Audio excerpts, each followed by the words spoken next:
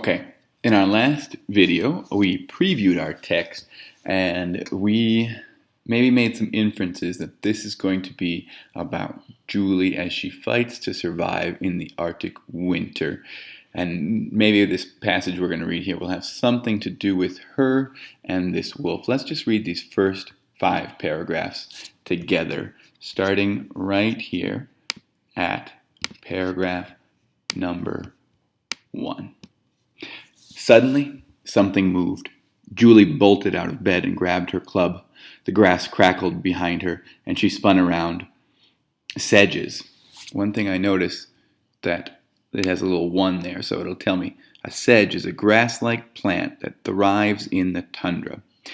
Sedges bobbed to say it was only the wind. Aye! She was disgusted by her fears. She kicked a stone to change something. Since she could not change what she was doing as Kapujin advised, and again I see the 2 there, and it says Kapujin is Julie's father, who's a skilled hunter and trapper. Feeling better, she slid back in her sleeping skin. I guess, she said to herself, that the sun's been up so long, I've forgotten the sounds of the night.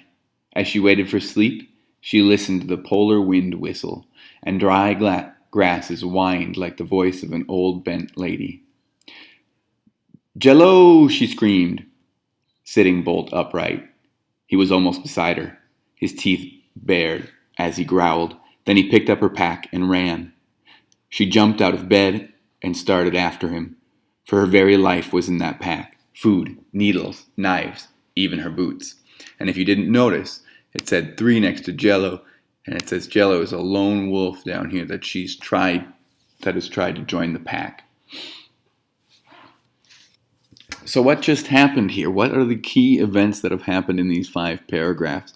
I would say number 1 right here is that I see that she hears this noise, but it turns out to be nothing at first. Suddenly something moved, but turns out there wasn't much going on, and she went back to sleep. But then another event happens right here when this wolf comes and steals her pack and runs off with it, leaving us wondering what's going to happen next. That keeps the story moving. And maybe, in fact, that's this story. As we talked about all stories needing to have a conflict, and maybe that's this story's conflict, is that she has to go after this wolf and her pack. We'll have to read more to find out tomorrow.